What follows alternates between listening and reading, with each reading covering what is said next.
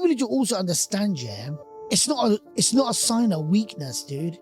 To speak about you're down and you're upset and you're depressed and there's something going on in your life, it's not a sign of weakness. You say? What if kindness was more powerful than fear? Atiq Rehman, founder of Unspoken, public speaker and community leader, orchestrating widespread toy donations to uplifting mental health and community spirit. Because I spoke to my dad before I left. I love my dad. Just want to get that in there. You're my son. If you can't do it, you're not my son. And that's when Rocky music started playing in your head. You're thinking, yes, Dad. It was hard. It was a hard graft because I was against all odds. So many people lost their loved ones in COVID. They will never recover from that. I've never recovered from it. People have got high. Some people have got looks. Some people have got whatever. It took me a few years to juggle it out a little bit. I'm thinking, what's my gift? Then I thought, hang on a minute. I've got the biggest gob in the world. His work speaks volumes. He's on a mission to unite the world. Whoever sees this podcast, and if there's one message that I want to put out there, yeah, is nothing that you can do is going to stop this. Nothing that you can do, no matter how much hate you throw on Unspoken, we're going to save lives until the end.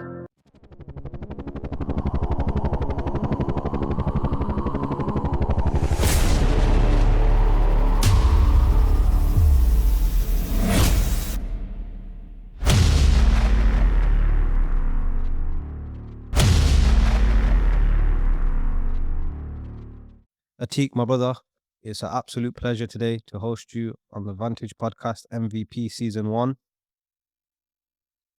I'm really, really happy to be here, my brother. Thank you ever so much for having me here.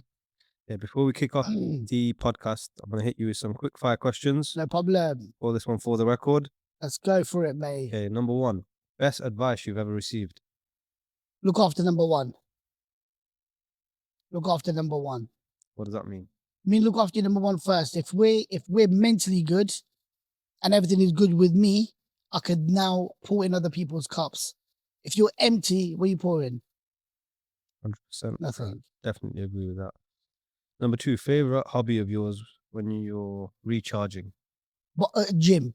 Gym. Gym for us now, I shouldn't really say this, but gym now is for us, it's like a mental health rehab to check in, get your anger out, do your thing, do your workout, man. It's the best feeling in the world. Number 3, what's your go-to food place in your hometown of Peterborough? Oh, mate. I gotta say, at this very moment in time, it's called Noor Grill. Noor Grill, yeah? Yeah, it's a new place that's open. I'm in there every other day, actually. What's your go-to meal there? Hey? What's your meal Lamb there? curry. Lamb curry, yeah? Yeah. You like your lamb curry? It's nice, man. Wicked. Okay. What's a small act of kindness that's changed you forever? That you've witnessed or maybe you've been on the receiving end of? I think giving a little every day. Every single day, do something little. Knock on your neighbor's door or smile at someone. Or make it a habit. Just one little good deed. It could be opening the door for someone. Or if you're in the gym, like David Lords, for example, speak to the cleaners. Speak to the cleaners, not about, oh, this ain't clean or that. How you doing? You good? You having a good day? Give them a little high five. Thank you for doing your amazing little job here. You want to see their faces when you speak to them like that. They're going, like, what do you want? I want nothing. It's going to be nice to you, man. Which city or community has surprised you the most with their kindness? Manchester. Manchester all day, every day. Serious? Wallahi, man. The brothers, the sisters, my agency, Manchester, man. Manchester give me so much love, man. Honestly, so much love and kindness. Most of my clients are from Manchester. The ones that I have with some of the clients, they are from Manchester all day, every day. I think the Northwest, especially the North, people are very bubbly. The persona, good energy. Everyone's saying hello. I spend a lot of time in Liverpool and people there are very, like, it's a people city. And I can imagine Manchester being quite the same. Oh, mate, the vibe that people have got, man, they're just chilling. They'll speak to you for just generally to chat to you. Easygoing people. The life is nice there. I've been to some places. You go on the tube in London. It's like somebody's died. 100%. I think someone said to me once that, you could be on the floor and people be trampling over you. 100%, man. They don't care. London. That's just a really nice place to be. Yeah, you get a billboard in central London, in, let's say, Piccadilly Circus for 24 hours. What message would you like to have to say on there? On that board. Yeah, Unity is power. love that. Unity is power. Unity is power. I believe that message itself is so deep that the color of our skin don't define us. We all bleed red, right? We've lost this cause of humanity where we see negative crap all the time. When we unite, we become the most powerful people in the world. I think that's such a powerful message Honestly, that resonates with. everything that I do every day, everything my work represents a unity.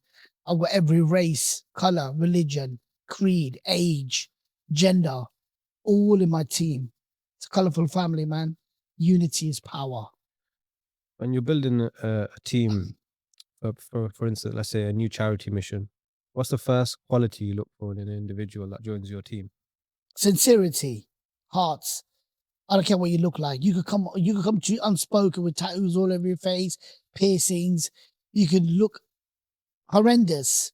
It doesn't matter. If you've got a good heart and you've got the ability to look beyond every race and religion, color that, we're flooded with hate.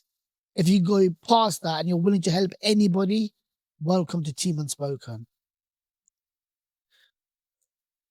Retire today or start again from zero? Say again? Would you retire today or start again from zero? Start again from zero. Missed the boat, man. Missed the boat. There's so many things I could have done, meaning in humanity-wise, to change. Always go back to zero, man. Atiq Rehman, I am the son of a king, Habib Rahman. I love my dad. Just want to get that in there. Because of my dad, I'm here actually, man. Like, 10 years worth of experience in the world of charity. I went to university.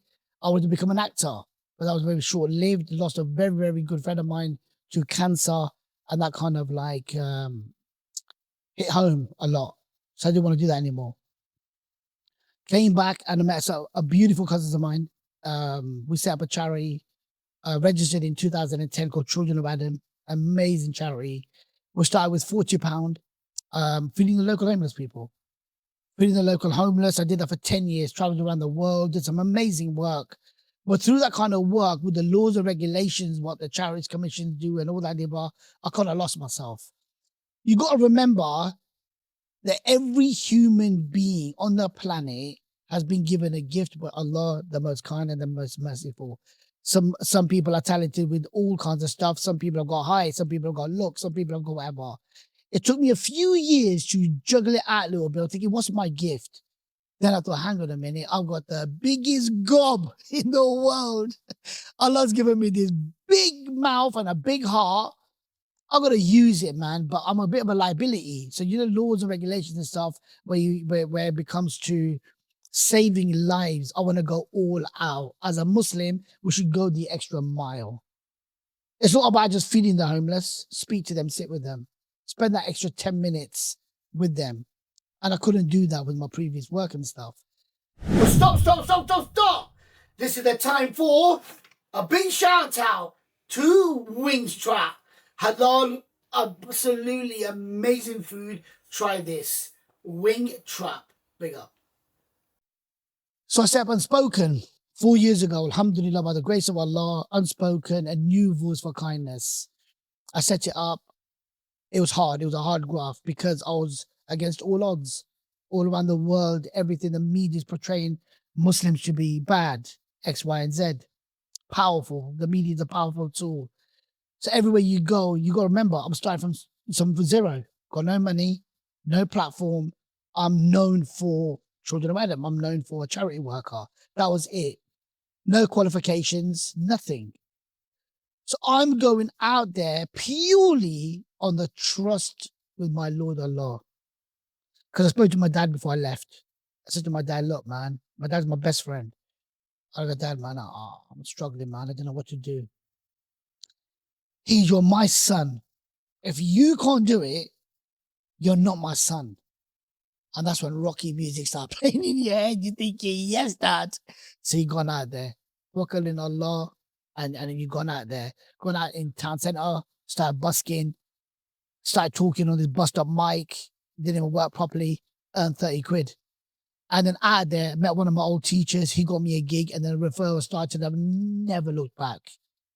Then a UK tour twice, got the biggest mural up in city centre, been on the One Show, all the newspapers, and things are just growing and growing and growing. In 4 years, and we've done projects that no man's ever done. Nobody's ever done. We save people from suicide. We save people from hunger. All from God's work, all from God's work. And the best thing about it is there's 160 volunteers, all with professional jobs, and they're from every race, color, creed. And before they start, non-Muslims, Bismillah. We'll go out. They say, oh, we need to have a meeting. We'll go out. I'll organize it. Where do they take you? They take you to a place where they do halal food. Nobody's asked them. Nobody's asked them. It's because of your environment that you're in. They're learning. I'm learning. And you wanna meet my team, man. My team, oh my God, I could spend hours talking about my team. Some of them are models. Some of them have come from high-end jobs, bro. High-end jobs. And they're part of my team. And they're in London for 24 hours. They're feeding the homeless with me. Good Deeds 24, one of the most unique projects that nobody's ever done in the history. And I thought to myself, the Sunnah, the Prophet ﷺ was good deeds, good deeds, good deeds. How can I make that go viral? How can I do this? Good Deeds 24. London, all night, feeding the homeless, coming back to Peterborough, Women's Aid, homeless, hospital toy drops. We look for opportunities at Unspoken, how to serve humanity, but as a Muslim. That's never going to change. That's never going to change. And I'm open about it. I'm a Muslim. And I want to go and I want to save the world. Because you know why? Because I'm from the Ummah of Muhammad sallallahu alaihi wasallam. I think watching your videos, seeing how inspirational you are, how motivational you are, is it a skill you've had from when you were young? Was it something you think it's come with kind of as time has gone by? I can answer that now because if you go to my profile, my third post is a report. It's a little report that my dad's kept, and I found it. And it was at the age of 8. And it said that Atiq is always willing to help other children. It's on my Instagram. And then right at the bottom, it said he would do so much better if he didn't talk so much. It has been fun to teach. So 2 things. I've always been able to help people. I'm doing that now. I talked too much at the age of 8, and now I am the best motivational speaker on the planet.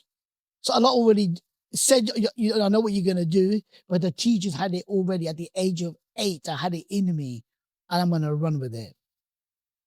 It's in my DNA. It's in my DNA. I can't stop. Even coming here today, I left early to come and pray my salah, chill out before I do the podcast. There's a guy that was broke down. I sat with him, helped him for about half an hour. Going all sorted. It just happens. I think with yourself, you've turned, I wouldn't say a negative, but a lot of people would see that he speaks too much, talks too much, but you found something to turn into a positive, and that's with seeing you and knowing you. That's what you do. You're such a positive person, and I think that's what this generation, what we need to see more positivity. 100%. The whole world, it's the eyes that we see the world in. You can put me in a room of the most racist individuals. I promise you this, I'll give it a go. And I'll change that room about. Nobody wants to be a racist. Nobody wants to commit crime. Nobody wants to be a junkie. Nobody wants to be a druggie. There's something's gone on in their life for them to become that. Let's find the cause. Sit with me. Speak with me, man. What's going on with you? There's an individual in my team. I don't want to name him yet because I hid this thinking there's a guy in my team. The very first conversation of how with this guy was unbelievable. Something's happened. I'm saying, look, calm yourself down, this and the other, yeah. And the very first thing he said to me, he goes, what are you going to do, you smelly packy? I go, first of all, mate, take a good look. I'm Chinese. I'm not even a packy. He goes, what? So we just started talking. He was in a bad way. We're talking, calm yourself down. So we sat, okay, have a little drink. Just have a little drink, dude. Calm down. calmed him down, had a little drink. We sat down. We spoke for a good hour. He went, "You all right, you know?" I went, "You all right too? Can we have a little hug?" Hugged him up. And he was going through a very bad time. His mum passed away and all things were going on. And the landlord robbed him, which was an Asian guy. You know, he's had very bad experiences. But what's that got to do with me? I ain't your landlord. So we started speaking, regular meetups. I said, "Bro, look, I need your help, man. You do great work. Come and help me. I need to help some disabled children and stuff in a unit. Come and help me out." Today, man is repping Unspoken. He's wearing one of these. He's the most nicest guy you'd ever meet. But what if I turned around and said, "You're this and you're that, and I'm going to iron you out and you're going to iron me out"? I'm no better than him. We have to be thick-skinned. So what if it's called me up? Well, it doesn't matter. We're better than that. But the world has come. We're so aggressive and we wanna do that whole situation right there now. Well, I will not be able to speak about it if I knocked him out or he knocked me out. And what? Nobody's won, dude. Nobody wins like that. Be thick-skinned and challenge the behavior of individuals. Say, all right, let's have a conversation, dude. Do you know what the most the biggest silent killer is right now in this whole world? Is mental health, is loneliness. People like that are lonely. They're gonna be able to talk to. They're gonna be able to reach to. Do you understand me? This is why people are committing suicide. This is why people, when it comes time to like Christmas and stuff like that, people kill themselves. But we want to change that. That's why every month we're out there in town center saying, "Talk to us, offload with us." We're giving our time back to the community. What's one thing that you got that nobody else can ever buy? What is it? I'm asking you a direct question. What is it that's something that you got that nobody in the million years, no matter how much of a millionaire you are, that can buy it for you? My wife and my kids, my family. No, Oh. get another wife. Sorry, wives, but you can get another wife. It's time. It's time. Nobody in the world can buy you a second of time. So we've chose to say, you know what? We're going to give you our most valuable thing that God's given us, and we're going to stand into town center and we're going to say, "You know what? What's the matter with you, man? Talk to us." Because we really do care about people. Do you understand? This is why we do what we do. So, can you just give the viewers a bit of a kind of insight on growing up where you come from, where you grew up, Peterborough? Yeah, Peterborough. Yes, I grew up in Peterborough. We was never poor. My dad was. My dad worked 4 or 5 jobs. We never felt that we was poor. My dad worked hard, man. I don't even know why I'm getting all emotional for. I love my dad. See my dad now, old age, and gets tired quickly, and thinking about my youth. My dad never, ever made us feel like we haven't got anything. Do you understand me? He worked 3, 4 jobs and worked day in and day out. And every time we put a little note, "Dad, give us a tenner." 10 pounds, a lot of money back there. And there's 4 of us. There should be a note all over the wall. And Dad used to even borrow money, man. And Dad used to put it down there. That's my dad. He's my hero, man. What values was it that you learned the most from your dad? What did he instill in you? Never lie, never cheat, work hard, love people, be loyal. If you can't afford it, don't buy it. If you can't afford it, don't buy it. Live by your means. And he is the reason I am who I am today, man. He's a good man. Growing up in Peterborough, I see you now, and you're somebody who's able to mix with different colors, creeds, religions, ethnicities. What was it growing up in your area? Was it a mixed area? Was it where it was? Yeah. There's always been like, my dad always had non-Muslim friends. We grew up with Uncle Billy and Uncle George and what have you. My dad was he was a boxer. So dad used to box a lot. Very well known. If you think that I talk a lot, you wanna meet my dad. Like, you know, we've come from a very diverse background. And even growing up in schools and areas and stuff, it was always mixed. So I think in my era, we was very lucky, very, very lucky to have the upbringing that I had and with the people that I've seen. I feel we was the last era that's going to happen. Now it's just gone all crazy. And at university, you mentioned college, early days. You mentioned earlier on in the conversation that the teachers kind of said you were the bubbly one in the classroom. You spoke a lot. Do you have any aspirations on what you wanted to be at school, college? Yeah, I was in school just for the sake of it, to be in school. Yeah. I'll be honest with you. I wasn't clever. I was dumb, but I copied a lot. I stole a lot of work from people, and I'll be honest with you. I was unspoken. We don't lie. I was proper dumb, man. I didn't want to work. I didn't want to study. And Allah bless my teacher, Mr. Wilson, who's a wonderful man. He's a head of a Sorty school. What a wonderful human being. Um, I was doing my A levels. And I was struggling bad because there's only so much you can copy, right? And there's so much that you can bribe people. So he took me to the drama studio. He's, I'm sick of this. And he said these two things to me, and I could never forget. Took me to the drama studio, and he went to me, I'm going to introduce you to the stage, and I'm going to introduce you to your voice. Don't come back. I went, what? And then another Mr. Merritt took me on. How's this? And he goes, you're here with me for a week, Atiq. You're going to be here. I said, but I'm not. He said, don't worry, you're here for a week. Not did I know that he's already spoken to my dad. My dad was sick of it. He goes, do what you want with him.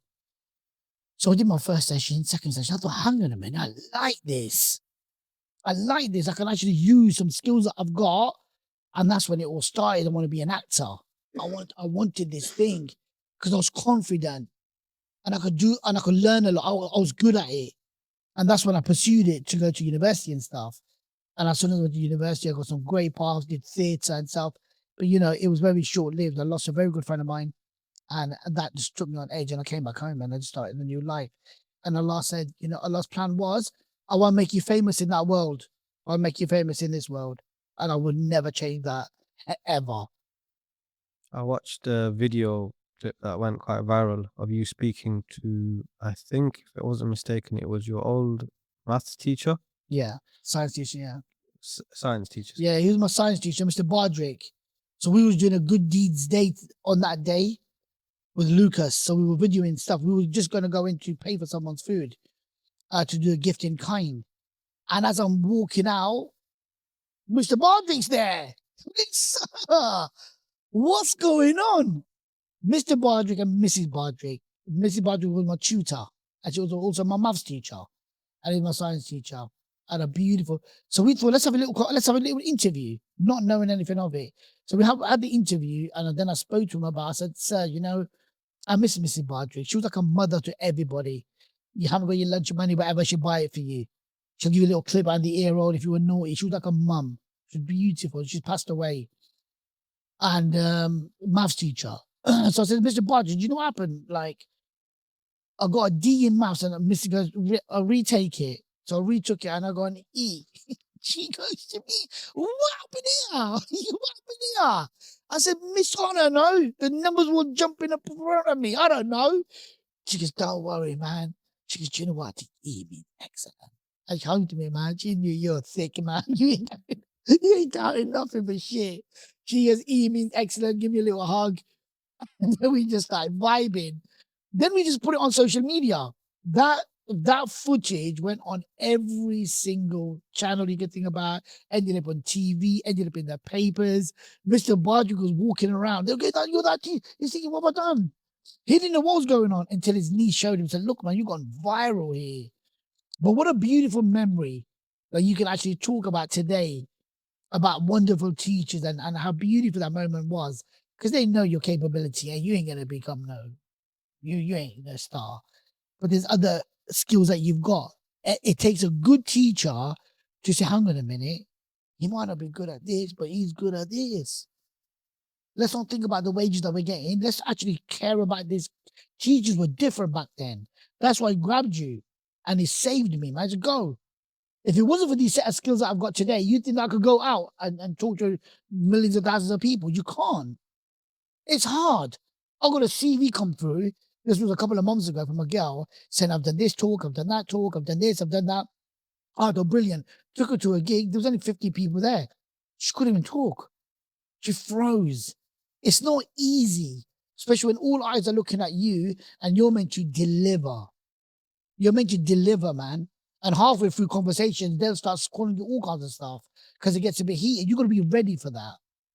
I go to every single talk. All I need to know is what subject it is. I go unscripted, off the cuff. Bismillah, let's talk about it. What do you want to talk about?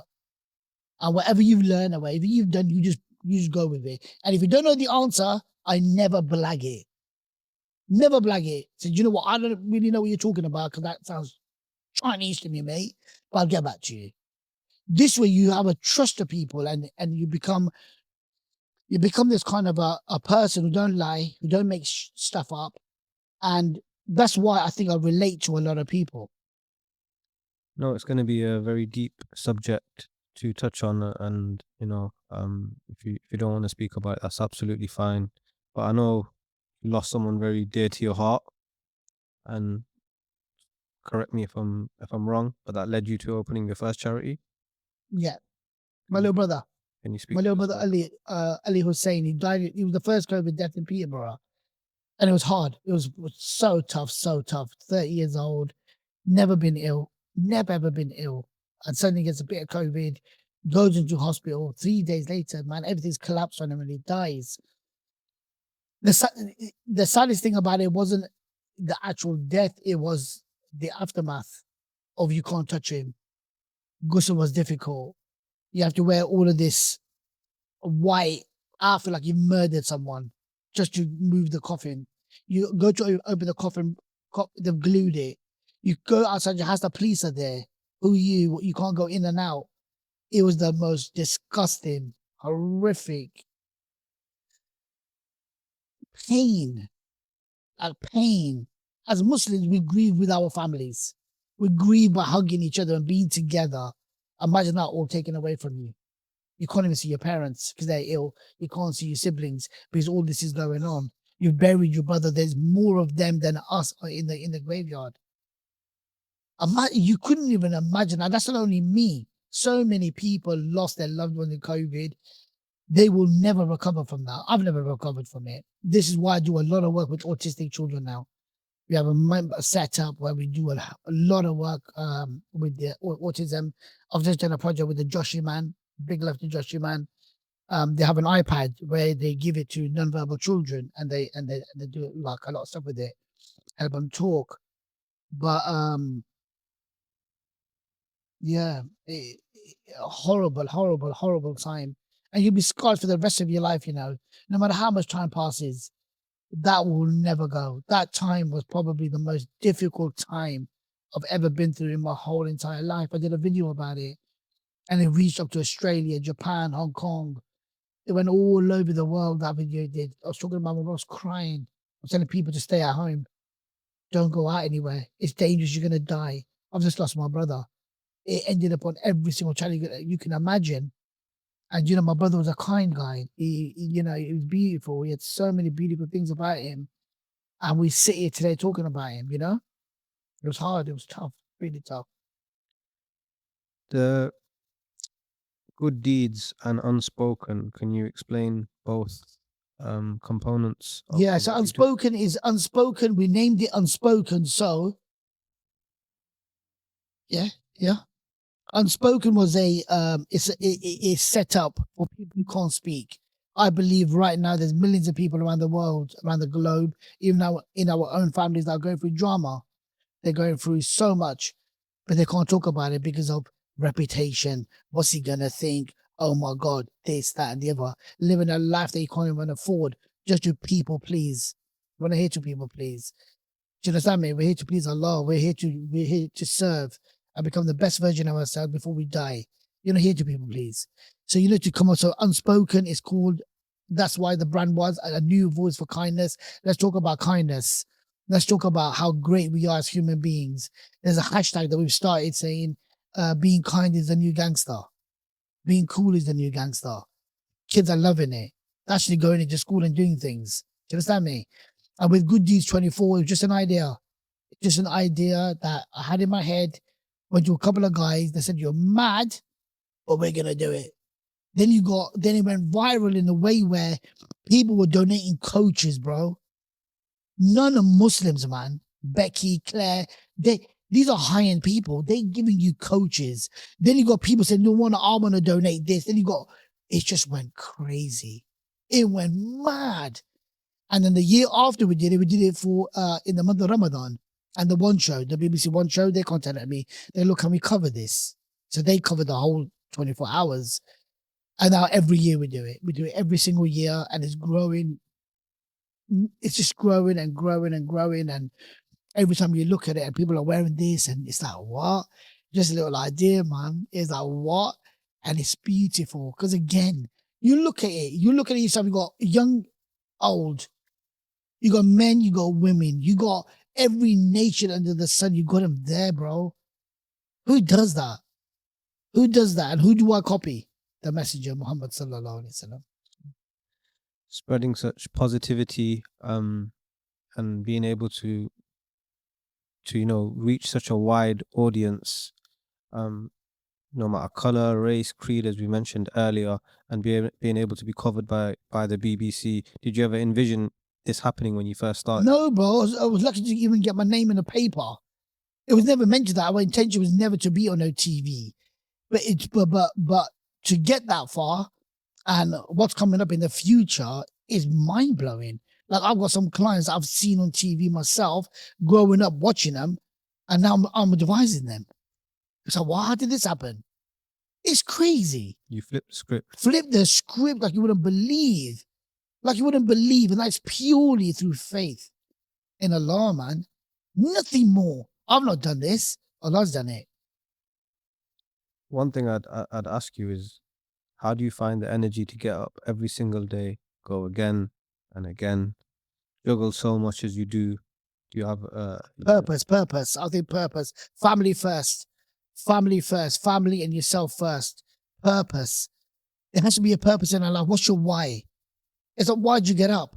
Why do we get up? My non-Muslim friends say, bro, why don't you just pray when you get up at 7 o'clock? Nah, there's a purpose of why we get up for Tahajjud. There's a purpose of why we wake up for Fajr. It's prescribed. Allah says, do, we do. We don't question that. We have a purpose. I wake up every single morning. I make sure my family's all right first. Then I wake up in the morning, I do my little things, go to the gym, make sure that I'm okay. I'm healthy. I've got the energy. I've got the beans to go and save the world. Do you understand me? If we haven't got that in us, bro, what are you going to do? What are you going to do? You're going to go out there. If my energies are low and I'm having a bad day, I'm canceling the day. Why do other people need to see that version of me? I could do that myself. I'll go for a walk in Rutland Water. I'll go spend a bit of time in the masjid. I'll go do my little things, and I'll go to my circle. I'll wind them up, whatever, and offload. Then the next day I come back stronger. I'm a human being, dude. I'm a human being. I am sometimes so tired, and you'll get people like saying, "Oh, bro, you're a motivation speaker. Go on then." So what? Motivate me then. What do you mean? Like what? I'm also a human being, dude. And it's not just like, oh, motivate me. Motivation will only last like a Rocky film. You go watch a Rocky film, tomorrow morning you'll be eating raw eggs for about a day, the motivation will go. It's your discipline. It's what you learn from that motivational talk. If I tell you something, I might talk for an hour, you might take a snippet out of it and think, you know what, I'm going to run with that. That means this talk was positive, you've learned from it, and it was a success. But now it's your discipline. Who's there in the morning saying to you, get up, get up, get up, get up, get up? Nobody's your alarm clock. If you're lucky enough and you got a pious wife, she's kicking you out of your bed. But if you haven't got that, and sometimes you haven't got a person who prays, who's waking you up in the morning? Is there anybody there saying, wake up, wake up? No, it's your discipline. Your discipline to wake up. I got to wake up. I have to speak to Allah. I need to pray. And you're up and you're praying to Allah. That's when your day starts, man. It's the fuel to your soul, man. And so many of us neglect that. They don't know how powerful your 5-time check-in is. People don't understand how important it is, and I speak about this all day, every day. I don't care who the audience is. Speak about it, because this is, people go, how do you, for your mental health? I check in with my Lord 5 times a day, man. 5 times a day you check in with your Lord. There's only sometimes you have a bad day, but you still check in with your Lord. But really and truly, we're running. We're all right. We're good. You speak a lot about mental health. I know you're a very big advocate on communicating, being open. Where do you think we are as a community, as with the younger generation? Where do you think we are with mental health? Do you think it's because, speaking to you off camera, we know it's kind of looked down in certain communities and not spoken about enough. It's rife. It's not spoken about at all, especially in the Asian community, because they always blame it on black magic. They will blame it on something else. But it is getting better, only because of evidence they've seen it. See a lot of more Asian people coming through, talking about it. I've got problems. If you go to companies that deal with mental health, and they'll speak to you about it, they say, look, we're getting a load of Asian people coming through the door now. So, which is a good thing. But it took a lot of years to get here. People need to also understand, yeah, it's not a sign of weakness, dude. To speak about you're down and you're upset and you're depressed and there's something going on in your life, it's not a sign of weakness. It's actually a sign of strength. To talk about, look, man, I've been on drugs, man. I need help. You're a soldier, dude. You're a gangster. That's a proper man to say, you know what, help me. Because I want to be a better dad. I want to be a better husband. I want to be a better son. So come on then, let's cry together. We'll cry together. We'll go on this journey with you. Sometimes it's off the cuff. We're walking on a bridge. We're going walking on the bridge. You're going to die. We're walking on the bridge, yeah? And there's a guy who wants to commit suicide. He's got this kid. He's jumping on the. One of my mates has clocked it. I'm going, nah, he's messing about. He goes, bro, this guy's going to jump, man. Look what he's doing. So I've gone up to him and he starts abusing me. All the packies and you smelly can't. Let me, I'm going to die. Blah, blah, blah. So off the cuff, I already said to the guy, as soon as I start talking to him, when you get a chance, just grab him. We'll jump in, we'll grab him, yeah? Cars are coming through and all this commotion now. So I look, whoa, I'm going to go in a minute. What size trainers are you, man? What you mean? I said, bro, you got brand new kicks on you. You're going to die anyway. You size 8 because I want them. Because I want your trainers. He's got you thinking, why he's arguing with me and matey boys grabbed him, so we gripped him. What a guy. What a guy. He talks about it. He talks about it openly. So he saved him and he's a brilliant guy. He's back to normal. He's sorted himself out. Again, messy marriage, whatever. And he went to die and stuff. But we talk about it today. We were having food just about a week ago. And he tells everybody, because he was going to nick my trainers. This guy, I was going to die. And he was going to nick my trainers. And you know what he did? A month later, he bought me 2 brand new pairs of trainers, man, as a gift. And he hugs me, kisses me, and goes, you're like, and he's become like my brother, man. But it's off the cuff. Now, if you speak to anybody about this when it comes to theory, you can't do that. You can't say things like that, man. You know, but sometimes you just got to go with it and you got to trust in Allah. And I knew, man, there's no way he's jumping off that because it's hard. So I've got a bit of time. If he was on the edge, I would never have said that. You got to know sometimes through the set of skills that Allah's given you, feel the vibe, what's going on, and you just got to. And he's saved and he's fixed. And I got 2 new trainers out of it. I think one thing you've definitely done is bring that human perspective. We've become a bit like robots now, you know. Yeah. Everything's got a rule book for everything, and this is wrong and that's wrong and this is right and it's got to be done this way. But I feel like with you just brought that, you know, that smile back into people's life. And I look at your social media, I go on flicking through socials, you're always seeing such negativity. But when we see, you know, your foundations that you've set up and yourself, you're always putting out good energy. But why can't we live anymore? Like, why can't we just live? Like, be happy and live and run with life? Why is it all about rules and regulations and what we can't do? Here's the thing. Let's look at what we can do. Forget about what you can't. Haram, haram, haram, haram, haram. Let's talk about halal. What can we do? Let's look about things that what we can do. And once you find out, run with it. But I'm telling you now, man, time is not on our side, man. It was just 5 minutes, man, that I feel like I just woke up. I'm in Leicester. By the time I get back, it'll be time for Salah again. I'll be back in bed. Think about how fast time is going. Jummah to Jummah is going, man. Time is not on our side. If we don't live in the moment right now, what are we living for, man? What are we living for now? You work a lot with people who suffer with Down syndrome. Yes. Can we touch a little bit Yeah, of about course. what you do? Peterborough Area Down Syndrome Group. I work with an amazing lady called Laura, and I have charity fights with a guy called Reese. Proper strong, you know. This guy, we've had a charity fight with him twice now, and he knocked me out twice. Wow. And we raise money for it. It's on my socials. And what I've learned about Down syndrome children is they're beautiful, they're amazing, they're a light in this world. And touching on this subject, I can't even say it. On TikTok, yeah, there's a filter. It makes you Down syndrome. There is a filter on a TikTok that makes you look like you're Down syndrome. Look how sick that is. That's disgusting. That is disgusting. And people get a buzz out of it like a fetish or something. And I did a video about it. It's on my social media. It's only because we're talking about Down syndrome people. If you knew how beautiful and how amazing Down syndrome children and adults are, that should be banned. There's an actual filter that actually makes you Down syndrome. How sick is that? Yes. And that's what our children, our families, our loved ones, that's what they're growing up to, is that. I think it's normal. It's funny. It's funny? What? How has making yourself look like you're Down syndrome become funny? But guess what? It's accepted by millions and millions and millions of people because they're all doing it.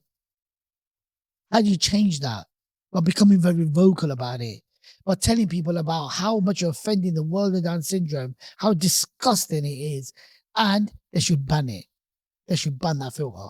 100%. Do you know about it? I seen it on your Instagram. That's when I first got was aware of it. I seen you doing a speech in a room, and how long have you been kind of working with people with Down syndrome? Has it been? It's been about 4 years now. It's like ever since I started, I always wanted to do things for Down syndrome children, and I met them at the gym. That David Lloyd's gym, man, I meet everybody there. Honestly, everyone. It's amazing. And Laura, who's in charge of Peterborough Down syndrome group, is one of the most beautiful human beings on the planet, who gives us access to these children. You got to think about it. That's a big thing, man, for trust. Just trusting us with them. We've done a lot of work with them. Autism. I'm going to be doing a huge project for the blind. I've never ever done anything for the blind ever in my life, and I feel like I want to do Mount Snowdon. My team want to do Mount Snowdon, but blind. So we're going to get a fire service lot to help us go up blind. We'll be blindfolded. Wow. Some blinds for the blind. Nobody's ever done it before. We're just going to get the safety aspect of it done. So we'll be blindfolded. You'll get help up, down, but all the way through, man, you're going to be going up blind. Raise money for the blind. You know, it's just something that we want to do. And also it gives you, it's not about a gimmick or nothing. It just gives you a bit of a feel for the next 4, 5, 6, 7, 8 hours of being blind. So next time you see a blind person, you're going to appreciate them. Do you know what I mean? These are the things that we want to do. I think with all of the positivity and everything that you do, there's always going to be haters. There's going to be people who kind of despise people getting together. We're speaking about unification and bringing people together. Some people, they always want there to be problems. You know, no matter what you do, they're going to point a finger at you and saying something, you've done something wrong. There's a video of you that went round, once again, another viral video of you paying for an elderly woman shopping out of the goodness of your heart, which is obviously a part of the good deeds foundation that you have. And there's a lot of positive comments, a lot of negative comments too. How do you deal with that? you kind of learn a lot from it. You think to yourself, what video are you watching? Because this wasn't the first time we've done it. And also, people don't take time to read the write-up. It clearly says on there that this is a challenge for 10 people to do the same act. That means 10 older people will get their shopping paid, 10 more older people will be smiling, 10 more people will have something to talk about. So you got to think about it. This video's gone viral. I'll be called a nanny groomer. Nanny groomer, paedophile, terrorist. We're not going to forgive you for the Manchester bombings. Over a video of you paying for an old, but it's gone viral. I've made a lot of people, a lot of new friends. A lot of people have joined Unspoken. So many people have ordered t-shirts. So from all the hate that you receive, you've got to remember, it only does you good. But you got to be on that, because honestly, it kind of triggered me a little bit. I actually got to watch the video again. That's what I mean. I watched the video again. The only thing there's a couple of things that triggered me, and I lost sleep over it, was we're not going to forgive you for the Manchester bombings. Like, what? Innocent people died, man. Like, what are you talking? What? Are you that ill? And I'm going to get an axe and chop your head off with your family watching. That kind of triggered me a little bit, I thought. Because it's a proper legit profile, loads of followers.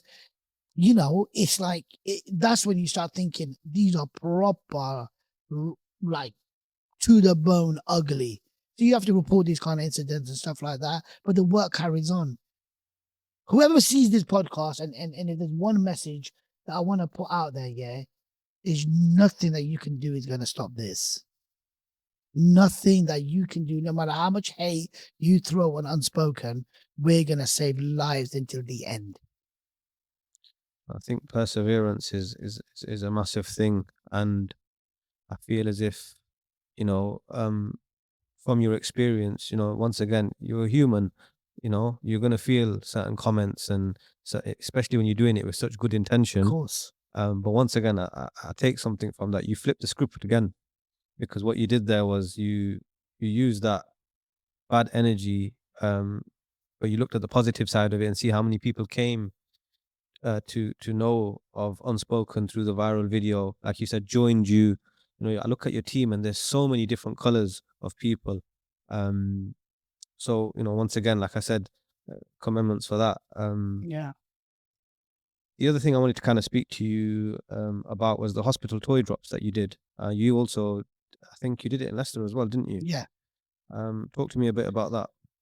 The whole world's gone in a bit of a chaos. It was like, it was on an uproar. The whole world was on a bit of a crazy one, with the 3 girls passed away in Southport.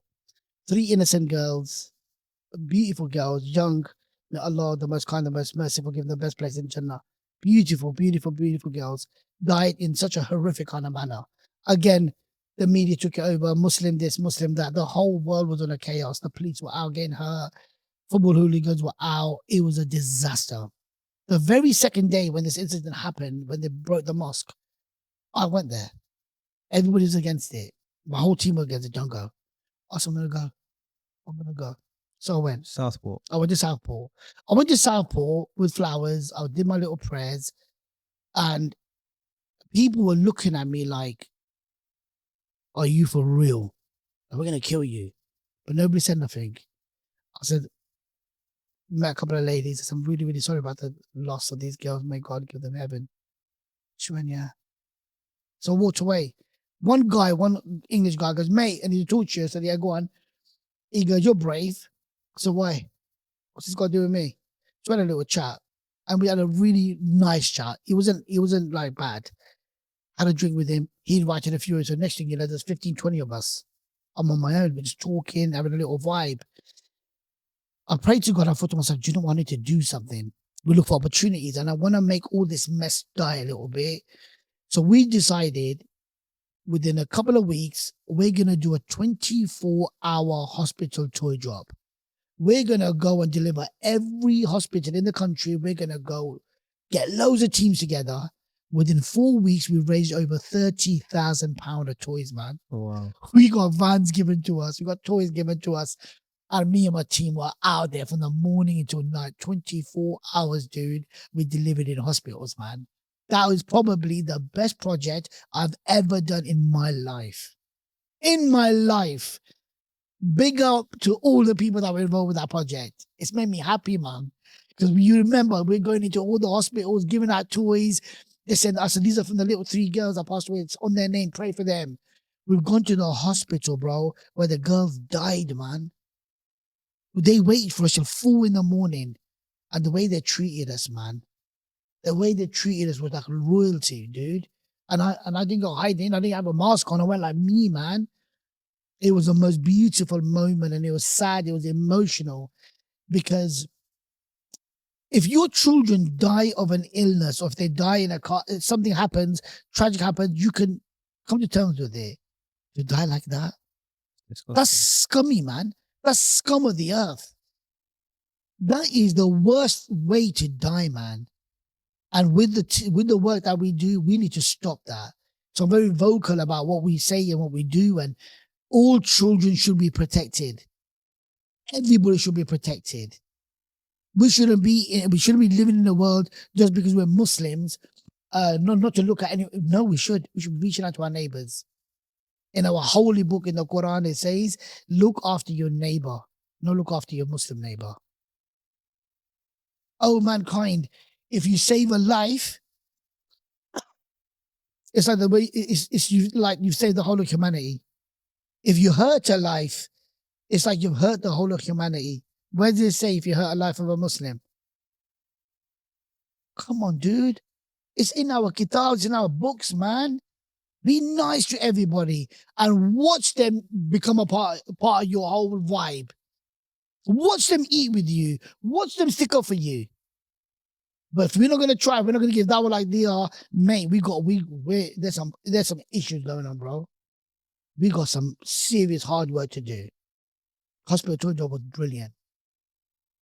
Have you got any projects coming up, lined up? Yeah, so we've got on the 16th of August, we're doing a garden project for Sense, a disabled place, where we're going to be doing a remake over there. Good Deeds 24 in November, that you're going to be a part of.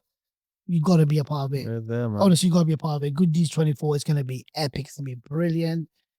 Inshallah, with the first ever Unspoken show in December. Oh, wow. in Peterborough, we'll be invited to that at a key theatre. And some amazing things are happening. I've got another tour coming up, which I'm excited about again. And then next year, alhamdulillah, by the grace of Allah, there's a couple of companies that want me to do a world tour. Oh, wow. Which is really exciting as well. But wherever we can plant a seed, man, wherever we can plant a seed, wherever we can save a life, let's do it. Let's run with it. And if anybody wants to get involved with projects for you that's watching the episode, there's people who want to reach out to you. Maybe they're suffering from mental health. They just want to chat. I know personally you're very accessible, in the sense that you had a bit of a laugh with me. You said to me when we spoke about doing the podcast, we're not celebrities, we're not celebrities, man. I always, no matter how long it takes me, I will go back to you. I check my DMs every night. So every single evening, I allocate my time to reply back to messages. There's loads of them. So we always go back. If it's not me, it'll be somebody part of the base. It's normally me. I'll go through my messages and I will reply back. Unspoken _ Atiq, that's my handle for everything. Do DM me. If anybody wants to be a part of our projects and you can't get a hold of me, just comment on the videos. Comment on the videos and somebody will pick it up. And we do not ignore your comments. We do not ignore your messages. This is why we do what we do. Also, the website is going to be going active in a couple of weeks. So that's going to be a full-time person on there. So nothing will be unseen. This whole thing about Unspoken is that we want to try to help people. And the last thing you want to do is ignore people. That's the last thing you want to be doing, is ignoring people. So if I put my ugly mug out there to say, look, man, I want to help you, I have to be reachable, bro. I have to be accessible. I have to be there. So we'll do it. We'll do it. There's no doubt about that. No, I think that's a very open mindset that you've got, and you're on your way to doing some amazing things. Obviously, this is the MVP podcast. I spoke to you off air and I said, previous guests that we've had on have been quite entrepreneurial, quite business minded, but really wanted to give a different insight to our guests. And we feel you're an MVP, in your field, like you said. And I love how you believe you are, and you say it with conviction that you're the best motivational speaker on this planet. And I want you to give our young guests, even maybe our older guests, some advice in whatever field they're in how to grow, and any motivational kind of advice you've got for them. If there's any youngsters out there or even adults out there, and the reason I say I'm the best motivational speaker on the planet is because I believe it. There's a lot of speakers out there, and some of them I listen to and learn from them. I'm not going to name drop them because I always tell them that I'm better than you. So it's about encouraging myself. I kick my own ass. So if I am the best motivational speaker on the planet, then how are you going to do? I have to up my game. I have to deliver. There's nothing in the world that you cannot achieve, but be honest with yourself. No matter how much I want to be a doctor, I'm too thick, man. I ain't going to be no doctor. I couldn't even spell doctor. So let's be real with ourselves. Reality check. If you're not clever and there's always something that you can do that you're going to be the best at doing. I couldn't do what you two do. We've got the best photographer on the planet here. I can't do what he does. I can't do what you do. This is a different kind of world for me. This is why I've got people doing all the prep and I end up going there. And I do what I'm good at. Everybody is there with a set of skills and a talent. You just got to find it. The skill is this. Before we end, find your talent like I did. Big mouth, okay? I find a talent. Now, the skill is this. I have to find out how I can make money from this. Then, this is what happens. Every day becomes a payday and a play day. You never work again for the rest of your life. This ain't work. This is not work. Me going out doing a 24-hour shift dropping toys ain't work. Me doing my humanity work and I'm tired and I got to do a gig after a gig, that ain't work. This is something you drive for. It's a purpose. We don't work ever again. This is why when he said to me, would you rather retire? Retire for what? Giving up this? I'm doing this and I'll retire when I'm in my grave. We don't retire. It's so much fun driving up here, city to city, meeting brothers, especially you. Big up to T, man. T's my boy. I didn't even know that you were his brother. I've not seen him for years. And I'm so looking forward to seeing him again. Do you know what I mean? So big up to my brother T, man. Like, good guy, man. I've learned a lot from him, actually. I learned how to pray a little bit from him, you know. Wow. Unless I didn't know how to pray properly, and he was telling me his bits. Allah bless him, man. Because I'm not shy like that. Because I want to get close to Allah. I'll always ask Islamic, can I do this? Can I not do this? I want to be the best Muslim ever too. Because you know what I mean? I love being a Muslim. And, you know, just thrive with it. So all the youngsters, if anybody ever wants to become a motivational speaker or wants to come on tour or wants to do school little tours, get in touch with me. I'll organize it all, but you'll be the main character. I'll teach how to do stuff. And let's go on a little bit of a school tour and let's change lives. And always remember, being kind is the new gangster. I love that. And just before we leave, just one last thing. And you just say on camera, what's your tagline when you say hello? Hello, my beautiful people. There we go. Thank you so much.